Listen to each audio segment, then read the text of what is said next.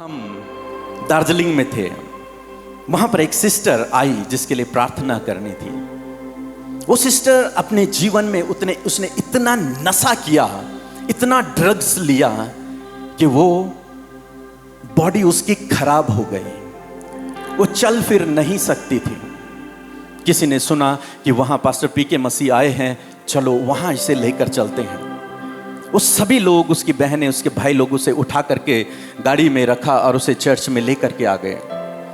जब वो चर्च में उसे लेकर के आए, सब लोग उठा के ला रहे हैं, पकड़ के ला रहे हैं उसे।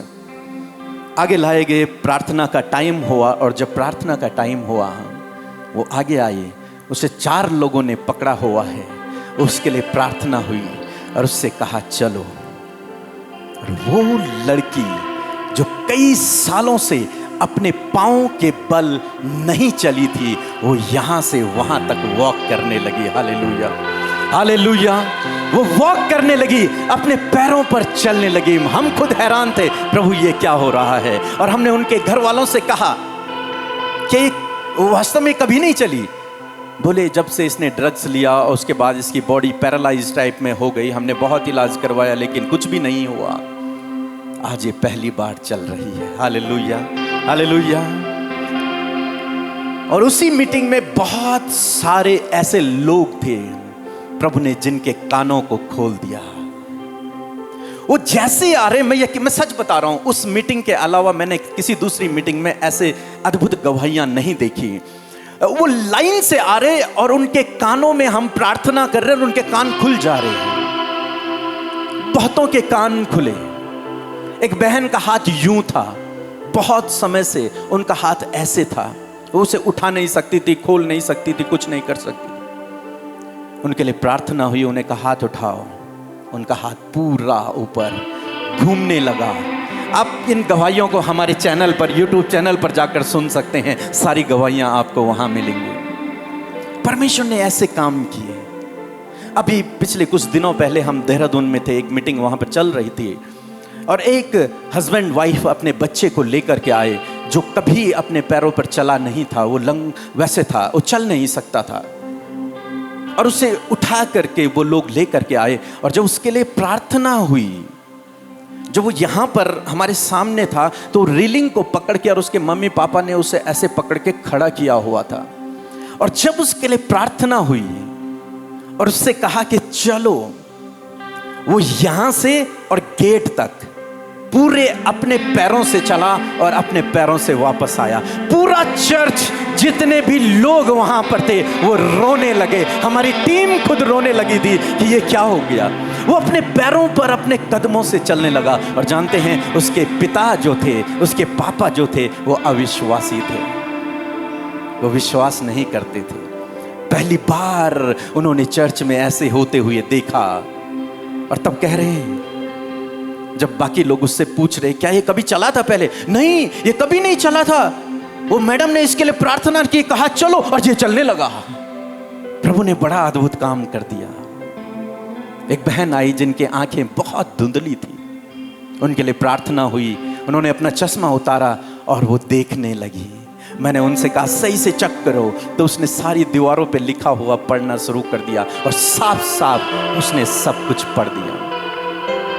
बीते संडे हमारे चर्च में एक ऐसी बहन आई जिसको 9 साल से उसको यहाँ पेन रहता था। 9 साल से वो झुक नहीं सकती थी, बहुत प्रॉब्लम उसको थी।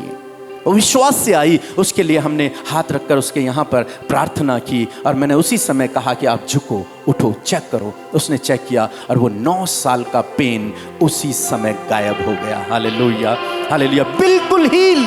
उसने बहुत चेक किया। अभी हमारे चर्च में एक व्यक्ति ऐसा आ रहा है जिसकी दोनों किडनियां फेल हैं, दोनों किडनियां फेल। देहरादून जहां वो जा सकते थे, अपनी हैसियत के हिसाब से जितने डॉक्टरों के पास वो जा सकते थे वो गए। डॉक्टरों ने उन्हें 1 हफ्ते का टाइम दिया था, 1 हफ्ते का, कि 1 हफ्ते बाद इनकी डेथ हो जाएगी, इन्हें घर ले जाओ, इनकी सेवा करो, बस। वो घर आ गए। हमारे चर्च के एक भाई उनके पास गए और उन्होंने उन्हें सुसमाचार दिया, प्रभु के बारे में बताया, उनके लिए प्रार्थना की। उन्हें कहा तुम संडे को आओ चर्च में। और वो भाई उन्हें लेकर के संडे को चर्च में आया। अभी 2 महीने हो गए वो जीवित है। Hallelujah, hallelujah, hallelujah. डॉक्टर की रिपोर्ट्स बदल जाएंगी। हमारा प्रभु ऐसा सामर्थी है, लेकिन जरूरत पड़ती है विश्वास की। जब तक हमारे अंदर वो विश्वास नहीं होगा, तब तक मैं क्या, कोई भी आ जाए, यहां तक कि प्रभु यीशु भी आ जाए, वो भी कुछ नहीं कर पाएगा। मैंने बुक लिखी, मैंने उसमें कहा कि क्या कोई परमेश्वर को रोक सकता है? रोक सकता है? क्या कोई परमेश्वर को रोक सकता है? कोई नहीं। लेकिन जानते हैं एक है जो परमेश्वर को रोक सकता है, वो आप और मैं हैं, और हमारे अंदर उत्पन्न होता हुआ अविश्वास है। इसीलिए बाइबल कहती है कि जब वो उस नगर में गया तो अविश्वास के कारण यीशु मसीह उनके जीवन में काम नहीं कर पाया। यीशु मसीह काम नहीं कर पाया क्योंकि उनके अविश्वास के कारण। चमत्कारों के लिए विश्वास चाहिए, और जो विश्वास करता है उसके लिए अद्भुत काम होते हैं। Hallelujah, hallelujah. सो मैं विश्वास करता हूं कि आज प्रभु आपके जीवन में भी ऐसे कामों को करेगा। अपने विश्वास को आज बिल्डअप करें। क्या आप तैयार हैं परमेश्वर के वचन को सुनने के लिए? सच में तैयार हैं? तो एक दूसरे से कहें, मैं विजेता हूं।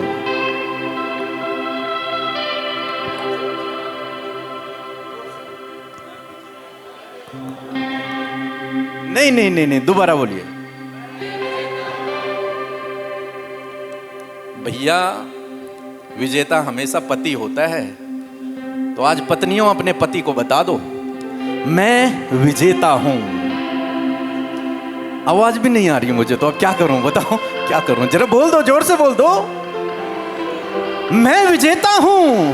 अरे आप किसी युद्ध को जीत कर आएंगे तो क्या कहेंगे? मैं हारा हुआ हूं, क्या कहेंगे?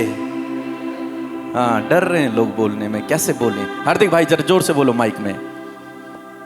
डर रहे हैं। मैं विजेता हूं। कौन हूं मैं? मैं नहीं, मतलब आप भी क्या हैं? विजेता हैं। और जानते हैं मैं क्यों ये कह रहा हूं? क्योंकि आप एक ऐसे युद्ध को जीतकर आए हैं। एक बहुत बड़े युद्ध को जीतकर आप इस धरती पर आए हैं। समझते हैं आप? इसलिए आप एक विजयी हैं। क्या हैं? विजयी हैं। आप जब इस धरती पर आए, आप एक युद्ध जीतकर इस धरती पर आए हैं। जो मेडिकल के लोग हैं वो समझ रहे होंगे मैं क्या कहने जा रहा हूं। जब एक स्त्री के गर्भ में पुरुष के द्वारा एक बीज बोया जाता है, तो मिलियंस कहेंगे कि लोग होते हैं। कितने? लाखों लोग वो होते हैं। मैं नॉर्मल भाषा यूज कर रहा हूं। लोग होते हैं, आपके और मेरे जैसे वो लाखों लोग होते हैं, लाखों बीज होते हैं। और स्त्री के गर्भ में एक रेस होती है। वो लाखों लोग, मैं कह रहा हूं लाखों बीज आपस में रेस करते हैं, और वो यूं मानो कि वो भागते हैं, तेजी से दौड़ते हैं, और अंत में एक स्त्री के गर्भ तक पहुंचता है। कितने कितने पहुंचते हैं? लाखों रेस करते हैं, और एक अंत तक पहुंचता है स्त्री के गर्भ में।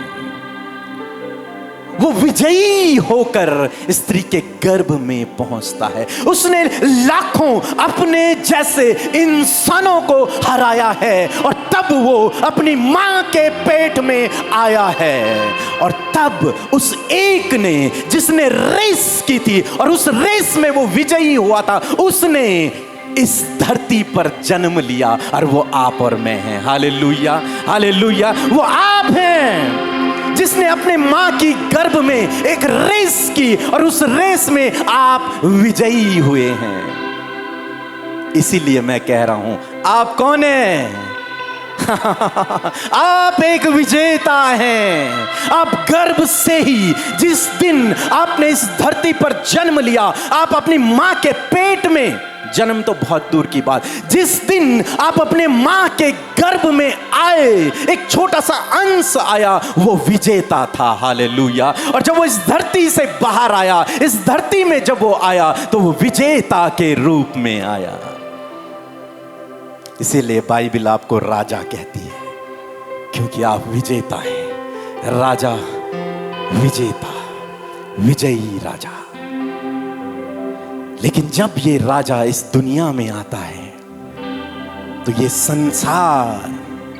संसार की परिस्थितियां उस राजा को, उस विजयी राजा को, जो एक महान युद्ध लड़कर बाहर आया है, उसे हराने लगती है। और धीरे धीरे ये विजेता जिसने इस धरती पर जन्म लिया, वो हारा हुआ होने लगता है। कई बार उसके परिवार के लोग उसे हारा हुआ बना देते हैं। कई बार ये समाज उसे हारा हुआ बना देते हैं। कई बार ये जीवन की परिस्थितियां, ये चिंताएं, ये दुख, ये बीमारियां उसे हारा हुआ बना देती हैं। इसलिए आज मैं आपको उत्साहित करने आया हूं कि आप हारे हुए नहीं हैं, आप एक विजेता हैं। हालेलुया। आप एक विजेता हैं। कोई भी परिस्थिति आपको हरा नहीं सकती, चाहे वो कितनी भी बड़ी क्यों न है। अंत में विजय आपकी ही होगी। किसकी होगी? आपकी होगी। एक समय की बात है, बाइबल में इजराइलियों के बीच में और फिलिस्तीनियों के बीच में एक युद्ध हुआ। एक भयंकर युद्ध हुआ। और युद्ध में हमने क्या देखा कि जो इजरायली लोग थे, प्रभु के लोग थे, वो हार गए। और जब वो हार गए, तो फिलिस्तीनियों को देखकर भाग गए। भागकर उन्होंने एक काम किया। उन्होंने कहा कि हम हार गए हैं, इसलिए हम परमेश्वर के वाचा के संदूक को युद्ध क्षेत्र में लेकर के जाएंगे और परमेश्वर हमें विजयी करेगा। और सारे इजराइलियों ने परमेश्वर के वाचा का संदूक उठाया और उसे लेकर वो युद्ध क्षेत्र में पहुंच गए। और जब वो युद्ध क्षेत्र में पहुंचे, तो वो बड़ी जोर से ललकारने लगे उन सारे फिलिस्तीनियों को जिनसे अभी इन्होंने युद्ध किया था कुछ दिन पहले। उनको ललकारने लगे कि आओ अब हमसे लड़ो। फिलिस्तीनियों ने सोचा कि आखिर ये हारे हुए लोग जो अभी दुम दबाकर भागे थे, जान बचाकर भागे थे, आखिर ये फिर से हमें कैसे ललकारने लगे। तब किसी ने देखा, अरे ये तो परमेश्वर के वाचा का संदूक लेकर के आए हैं। अब इनसे लड़ना हमारे लिए मुश्किल है।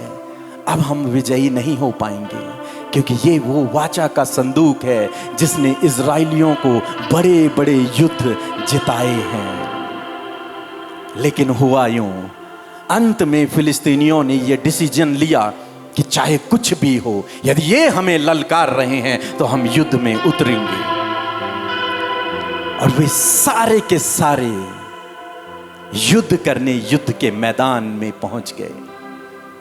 उन्होंने ऐसा युद्ध लड़ा, दोनों पार्टियों ने ऐसा युद्ध लड़ा, भयंकर युद्ध, बहुत लोग मारे गए और अंत में ये फिलिस्तीनी विजयी हो गए। और इजराइली जो परमेश्वर के लोग थे वे हार गए।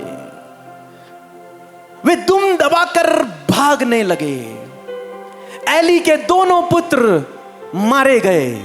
एली भी मर गया, सेना मारी गई, बहुत सारे इजरायली लोग मारे गए, बहुत हजारों लोग बंधुआई में चले गए। और फिलिस्तीनियों ने एक काम किया, उन्होंने कहा इस वाचा के संदूक को भी उठा लो और अपने यहां ले चलो। फिलिस्तीनियों ने अपने वाचा का संदूक, परमेश्वर के वाचा का संदूक उठाया और अपने यहां लेकर चले गए। ये इजरायली लोग जो परमेश्वर के कहलाते थे, ये हार गए। ये बड़ी निराशा में चले गए, बड़ी चिंता में, बड़ी परेशानी में है, कोई रास्ता नजर नहीं आ रहा। जिसने युद्ध जिताना था अब वही हमारे साथ में नहीं है। उसके बावजूद, इस वाचा के संदूक के बावजूद हम युद्ध को हार गए। और उस दिन से उनका एक हारा हुआ जीवन शुरू हो गया। निराशा भरा जीवन, चिंताओं समस्याओं से घिरा हुआ जीवन, स्ट्रगल का जीवन, बंधुआई का जीवन, क्योंकि अब उन पर राज्य कर रहे हैं फिलिस्तीनी लोग। फिलिस्तीन का राजा, वो राज कर रहे हैं उनके ऊपर। उनका राजा, उन पर प्रभुता करने वाला अब कोई और बन गया। इससे पहले वो विजेता थे। क्या थे? यस, इजराइलियों ने मिस्र देश से निकलने के बाद बड़े बड़े युद्धों को जीता और इसी परमेश्वर ने उन्हें बड़े बड़े युद्धों को जीतने में सहायता और मदद की। थोड़े से इजराइलियों ने लाखों विरोधियों को मार गिराया था। बड़े बड़े युद्ध इन्होंने जीत लिए थे। ये विजेता थे। जब ये मिस्र से बाहर निकले, परमेश्वर ने इन्हें विजेता बना दिया था। लेकिन कुछ समय बाद ये हार गए, एक हारा हुआ जीवन व्यतीत करने लगे। जानते हैं, कई बार हम मसीह लोग ऐसे ही होते हैं।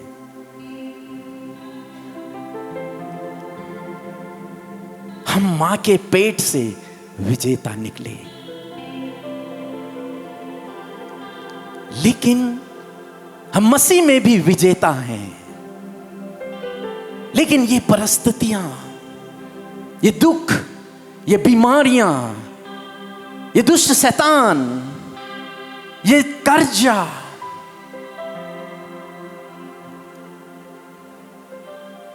अनेक प्रकार की परिस्थितियां आपको और मुझे एक हारा हुआ जीवन जीने में मजबूर कर देती हैं।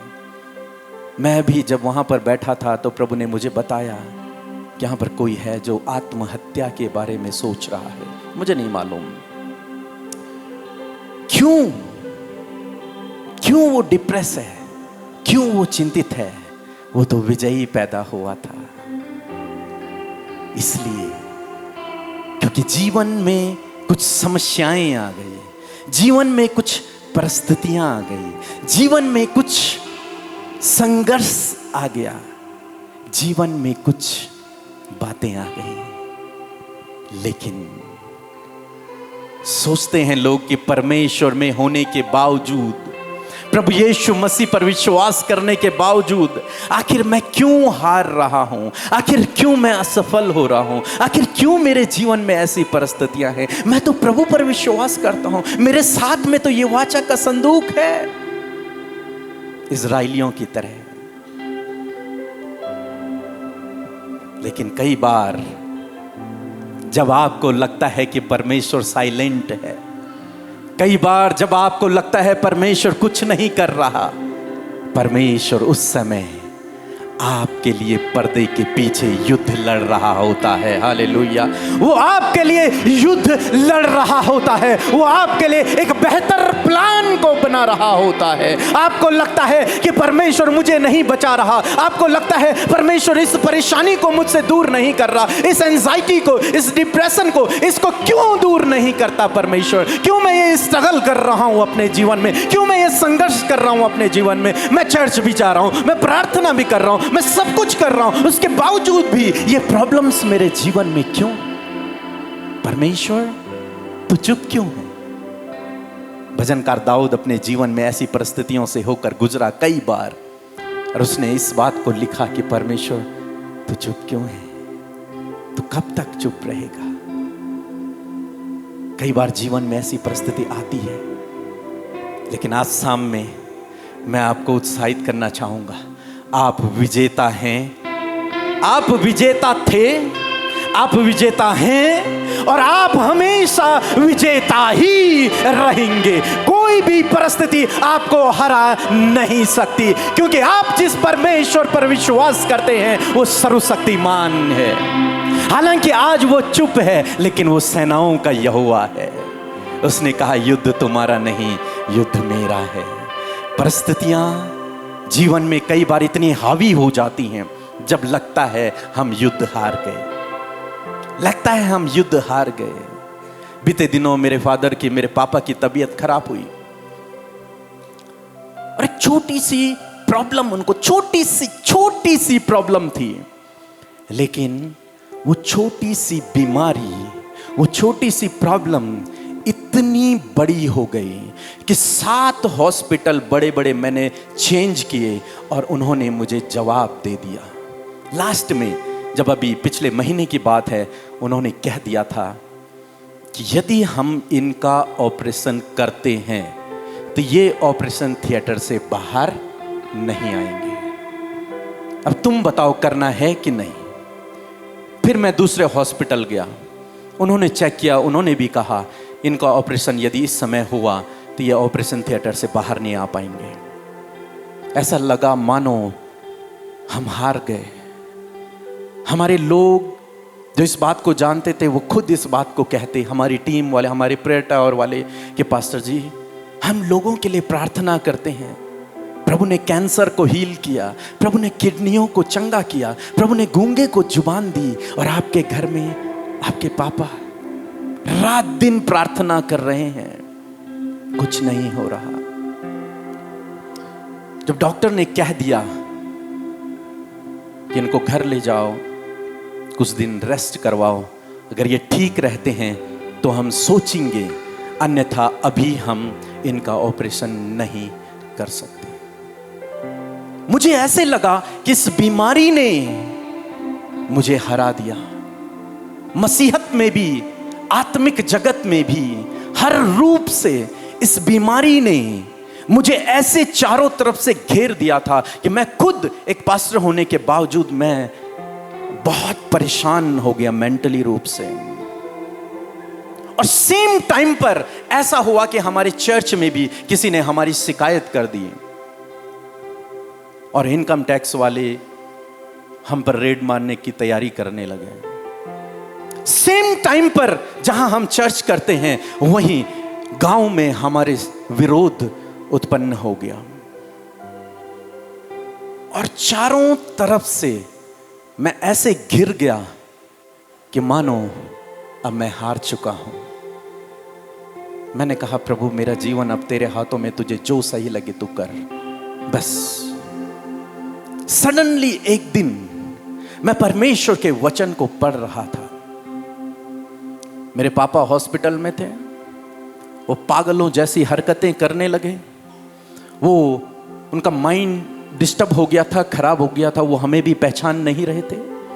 डॉक्टर ने इनकार कर दिया।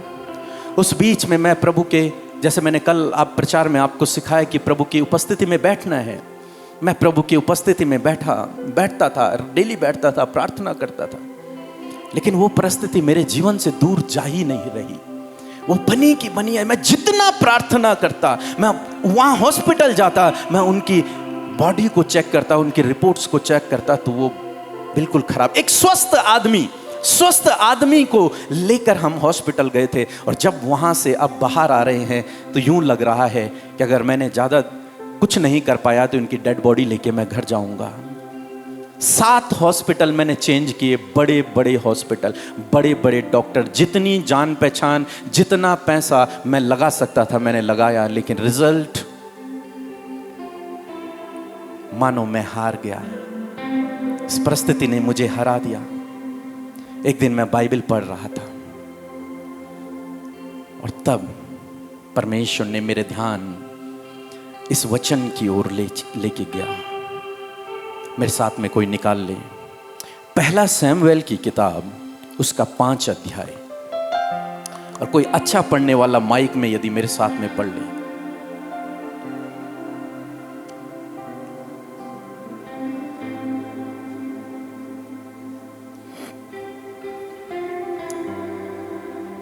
हालेलुया। 5 अध्याय 2 पद से पढ़ेंगे हम लोग 4 पद तक। 2 पद धीरे धीरे पढ़ेंगे। फिर फिलिस्तीनियों ने परमेश्वर के संदूक को हाँ, जिसे वो अभी युद्ध से जीत कर लेके आए थे, उस वाचा के संदूक को उठाकर दागोन के मंदिर में पहुंचाकर, दागोन के भवन में पहुंचाकर दागोन के पास धर दिया, दागोन के पास रख दिया। फिलिस्तीनियों ने एक काम किया। जब इजरायली लोग युद्ध को हार गए, उन्होंने उस परमेश्वर के वाचा के संदूक को उठाया और उसे लेकर, इधर ध्यान देंगे सब लोग, बाइबल नहीं पढ़ेंगे अभी, बाइबल अपने घर में पढ़िएगा। सुबह उठकर 5 बजे, 4 बजे, 6 बजे 1 घंटा बैठकर आपको बाइबल पढ़ना है। इस समय इधर ध्यान दीजिए, मैं बोल रहा हूं, आप सुनिए। इस दिन फिलिस्तीनियों ने जब युद्ध जीता तो इन्होंने परमेश्वर के वाचा के संदूक को उठाकर दागोन के भवन में रख दिया। अब यहां पर दागोन जो है वो इन फिलिस्तीनियों का ईश्वर है, और इजराइलियों का जो प्रभु है वो यहोवा है, और वाचा का संदूक में परमेश्वर की उपस्थिति है। अब इन्होंने जब उस युद्ध को जीता तो इन्होंने इजराइलियों को तो गुलाम बनाया ही, इन्होंने सोचा इसको भी, जिसने इजराइलियों को बड़े बड़े युद्ध जिताए हैं, इसको भी हम अपने ईश्वर का क्या बनाएंगे? गुलाम बनाएंगे। और उन्होंने उस वाचा के संदूक को उठाया और अपने ईश्वर के भवन में उन्होंने रख दिया, और बड़े आनंदित हुए, बड़े खुश हुए कि इजराइलियों को तो हमने हराया, लेकिन उनके ईश्वर को भी, उनके यहोवा को भी हमने हरा दिया। वो कहां है? अब हमारे ईश्वर के चरणों में रखा है। इजराइलियों ने सोचा हम समाप्त हो गए हैं, हम हार चुके हैं, अब बंधुआई का जीवन जीना होगा, हारा हुआ जीवन जीना होगा। लेकिन मैंने कहा परमेश्वर पर्दे के पीछे युद्ध लड़ रहा है। परमेश्वर पर्दे के पीछे आपके लिए युद्ध लड़ रहा है।